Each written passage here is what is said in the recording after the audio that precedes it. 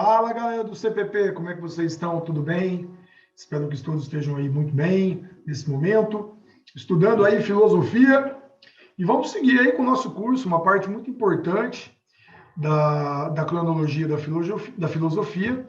Hoje nós vamos estudar a parte da teoria do conhecimento na modernidade. Então, teoria do conhecimento na modernidade, um assunto muito cobrado no seu vestibular.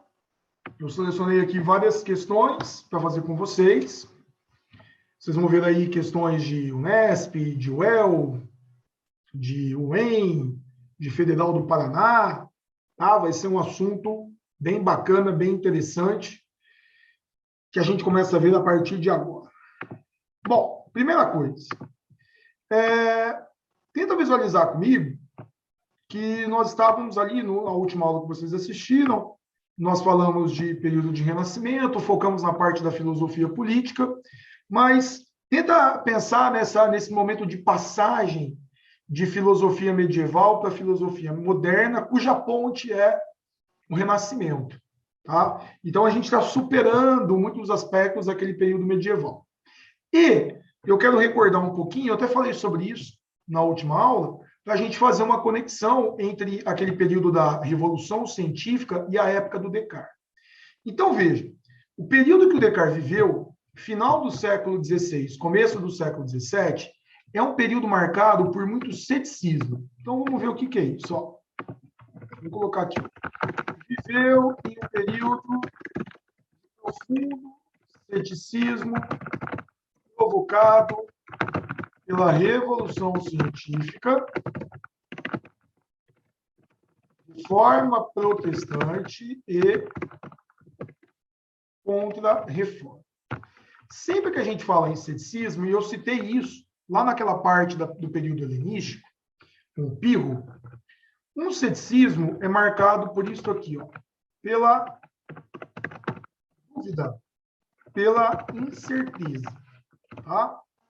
E por que o período do Descartes é marcado por isso? Se você se recorda, naquele período que nós tivemos da Revolução Científica, quando surgiu o heliocentrismo, as certezas que nós tínhamos sobre a Terra, sobre o universo, elas foram superadas. A Terra não está mais no centro do universo, a Terra não está mais estática, as certezas que nós tínhamos sobre Deus, provenientes do catolicismo, elas foram superadas. Então, a partir de agora, o período é de muita dúvida. Tá? Então, imagina que, na visão desses filósofos, como Descartes, nós construímos um castelo sobre a areia.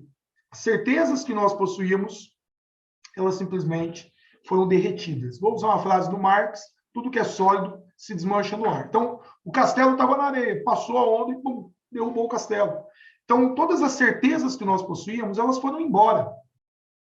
E mais, o heliocentrismo, o geocentrismo, que eu havia citado para vocês em aula anterior, ele foi defendido pelo Aristóteles. E o Aristóteles, então, estava errado. O geocentrismo não é uma teoria verificável, uma teoria que está sendo superada nesse contexto. Pô, e o Aristóteles errou. E era um cara que nós confiávamos demais. Daí vem a pergunta.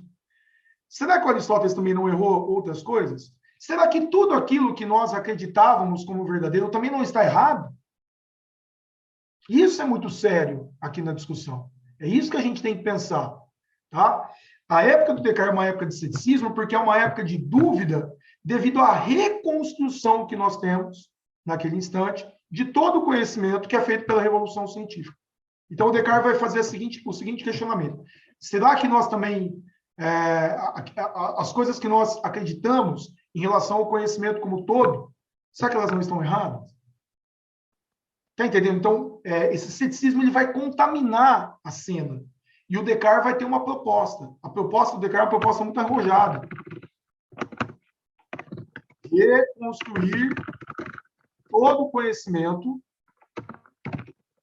busca um conhecimento sólido, né? Um conhecimento seguro. Tá? É essa a proposta cartesiana. É uma proposta muito difícil, muito arrojada, cujo início a gente tem que tomar muito cuidado. O Descartes, vou até colocar aqui, dar um destaque para vocês, ele vai defender uma filosofia racionalista. Descartes, como racionalista, ele vai defender uma filosofia de aspectos metafísicos. Então, quer dizer que Descartes vai se apegar num aspecto suprassensível, tá? E Descartes desconfia dos sentidos. Então, no vestibular, você vai prestar muita atenção nisso. Descartes não aceita as sensações como produtoras do conhecimento. Por quê? As sensações nos geram mais dúvidas. As sensações nos criam conflitos, criam incertezas, tá? Os nossos sentidos nos enganam na visão de Descartes. Entendeu? Então, eu tenho que fazer um caminho puramente racional. Tá? Então, olha que interessante. Descartes se apega ao racionalismo, à metafísica, para criar seu conhecimento. Afastando dos sentidos / experiências. Tá? Dessa maneira, propõe superar o ceticismo, ou seja, a dúvida, meio da própria dúvida, ou seja, por meio do próprio ceticismo. Tá? Então, eu quero superar a dúvida duvidando. Eu quero superar o ceticismo sendo cético. Como que eu faço isso? O Descartes vai dizer o seguinte, olha, ele se fecha dentro de um quarto e ele começa a fazer um monte de questionamento sobre a sua existência. Só que, veja, esses questionamentos são metafísicos, eles estão baseados num aspecto suprassensível. Tá? Então, o que ele faz? Olha, eu quero usar algo puramente racional para tentar chegar a um conhecimento que me garanta, tá, a verdade, me garanta o conhecimento seguro. Então, tá, eu vou usar da dúvida. Vlad, mas por que o Descartes quer utilizar a dúvida como ponto de partida? Olha só. Descartes utiliza a dúvida porque ela é uma certeza. É impossível duvidar do ato de duvidar. Isso é interessante. Tá? É impossível duvidar do ato de duvidar. Eu duvido que a dúvida existe. O que eu já estou fazendo? Eu estou duvidando. Então, a dúvida é uma certeza. Tá? Então, olha que interessante. Tá? O Descartes quer utilizar a dúvida para superá-la. Porque a partir da dúvida, numa dedução lógica, eu vou chegar a uma certeza. Então, o Descartes fala o seguinte, olha, então vamos fazer o seguinte. Olha que legal. Duvide de tudo. Tá? Nós vamos duvidar de todas as coisas. Então, eu vou duvidar do que eu aprendi na escola, eu vou duvidar do que eu aprendi com meus pais, eu vou duvidar do que eu aprendi na igreja. Só que o Descartes se fecha dentro de um quarto e aí ele vai entrar numa certa paranoia. Quando ele pede para a gente duvidar de tudo, ele vai gerar a hipótese do sonho, que ele vai perguntar se o que eu estou vivendo é sonho ou realidade, porque o sonho é muito parecido com a realidade. Isso é a base para o filme A Origem. Descartes vai gerar a dúvida hiperbólica. A dúvida hiperbólica é muito interessante. Ele vai colocar a dúvida no seu mais alto grau. Tá? Que é qual? E se o que eu estou vivendo for uma farsa criada por um gênio maligno? E se o que eu estiver vivendo for uma mentira? Se houver um diabo que me engana e tudo isso aqui for falso? E se você estiver vivendo na Matrix? E se você estiver vivendo no show de Truman, o show da vida? E se você for um personagem do jogo The Sims? Ele colocou a dúvida no seu mais alto grau. Aí Descartes vai chegar a uma conclusão muito importante. Tá? Olha a frase que eu coloquei aqui para vocês. Enquanto duvido de tudo, não posso duvidar que esteja duvidando. Eu sou algo que duvida. Sou algo que pensa na dúvida. Sou algo que existe por pensar. Se penso, logo existo. Então, olha que louco como faz sentido racionalmente. Esquece o mundo. Esquece o mundo material. Vai só no ponto da consciência. Ao duvidar,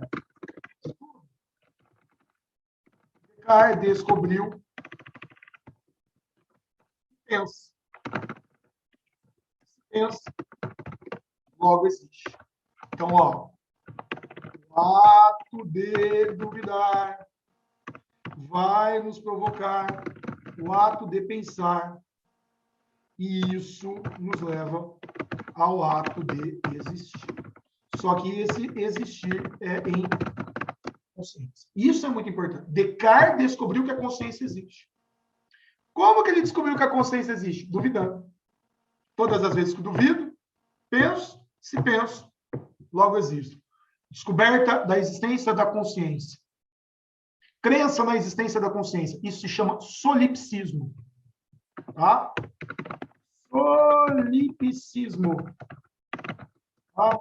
Crença na existência da consciência. Então, isso aqui é interessante porque Descartes mostrou. Eu vou utilizar da dúvida para superar a própria dúvida. Ele provou a existência do pensamento. Tá? Eu vou usar um termo em latim aqui, ó. Cogito ergo sum. Penso, logo existo. Descobri que existo. Descobri a coisa pensante, a res cogita. Agora, o que eu tenho que fazer? Agora eu tenho que provar a existência da realidade. Agora nós vamos para o plano da realidade. Tem uma questão do Enem aqui muito legal, olha só. É o caráter radical do que se procura que exija a radicalização do próprio processo de busca. Se todo o espaço for ocupado pela dúvida, qualquer certeza que aparecer a partir daí terá sido, de alguma forma, gerada pela própria dúvida. E não será, seguramente, nenhuma daquelas que foram anteriormente varridas por essa mesma dúvida. Quer dizer que tudo que vem a partir do método da dúvida, que é conquistado a partir do método da dúvida, é uma certeza. Tá? Isso é chamado de método da dúvida. Tá? O Mário Sérgio Cortella usa muito isso. Se você acompanha ele no Instagram, você percebe que ele sempre usa aquele será. Então, tudo que eu concluir a partir disso vai ser naturalmente verdadeiro. Apesar de questionar os conceitos da tradição, a dúvida radical da filosofia cartesiana, tá aí, tem caráter positivo. Então, a dúvida do Descartes ela é positiva. Por quê?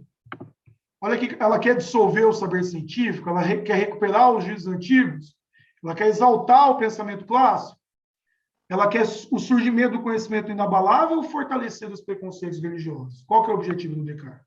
Tá aí, ó. O Descartes quer um conhecimento inabalável e ele foi alcançado por meio da dúvida, tá?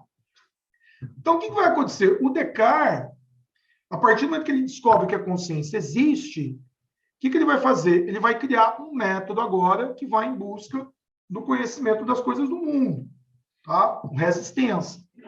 E ele cria um método, que eu coloquei ali para vocês, ó, racionalista, dedutivo, tá? Que cria regras, como você vai ver aqui, e se afasta da experiência sensorial, tá? E ele vai em busca desse conhecimento rigoroso. Esse método tem 4 etapas, tá? Você que vai prestar o EL, você que vai prestar o EM, tá? Isso aqui já foi cobrado, e UFO já foi cobrado especificamente. O método do Descartes tem 4 regras. Então, imagina que, ó, eu estou com uma jarra aqui, ó, com água e com pedra, tá? Estou chacoalhando ela aqui. Eu vou pegar um funil e vou jogar isso aqui dentro. No que eu jogar isso aqui dentro, o que vai acontecer, galera? Eu quero que saiam as pedras, eu quero que as pedras fiquem contidas, tá? Aqui dentro do funil, e eu quero que a água caia. Beleza? É esse o meu objetivo. Então, o que vai acontecer? Imagina, olha aqui, ó, na primeira regra, na evidência, que eu tenho um filtro aqui, que é o filtro da dúvida. O da dúvida da minha consciência. Na minha mente aqui, eu tenho um monte de ideias. Uma série dessas ideias são todas duvidosas. O que acontece depois na morte? Quem é Deus? Existe alma? Só que algumas ideias na minha mente, elas já são certas. Eu sou um ser que pensa, eu sou um ser que existe. Então, o que eu vou fazer? Eu vou jogar aqui dentro, ó. Imagina o jarro, tá? As pedras são as ideias duvidosas. O líquido são as ideias claras e distintas, são as ideias evidentes. Então, ó, Joguei aqui. Travaram, ficaram travadas aqui no filtro as minhas ideias duvidosas e escorreu o quê? Escorreu as minhas ideias claras e distintas. Então, uma ideia clara e distinta é que eu sou um ser mortal. Então, o que o Descartes pede? Primeira coisa, separa na tua mente aquilo que você tem certeza daquilo que você não tem certeza. Então, eu tenho certeza que eu sou um ser mortal. As outras ideias vão ficar travadas ali. Tá. Segunda regra. Vamos analisar. Tá? O que é uma análise? Vamos dividir essa ideia em várias partes. Em quantas partes forem necessárias. O homem nasce da fecundação de um espermatozoide de um óvulo, é um bebê recém-nascido, é uma criança, um adolescente, um adulto, um idoso. Dividir. Tá?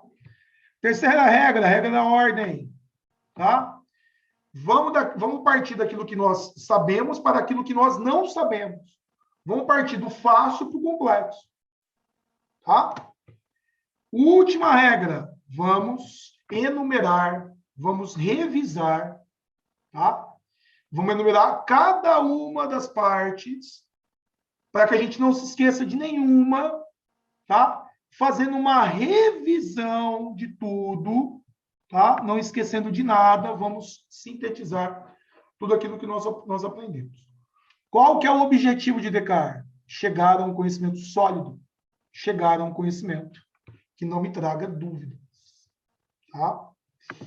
Isso, Caio, não é, olha só, é amplamente conhecido na história da filosofia, como Descartes coloca em dúvida todo conhecimento, até encontrar um fundamento inabalável, uma espécie de princípio de reconstituição do conhecimento.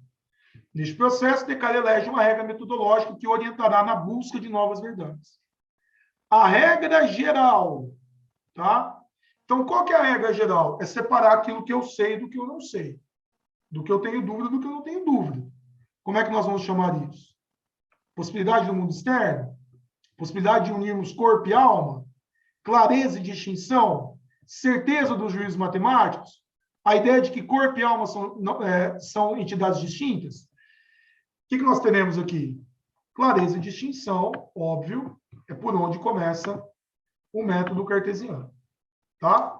Então, visto isso, tem mais uma parte do Descartes, só que essa outra parte do Descartes, eu gostaria de mostrar para vocês num debate com os empiristas, para a gente visualizar que é uma tese e uma antítese. Beleza? Eu já volto na sequência para nós falarmos dos empiristas. Até já!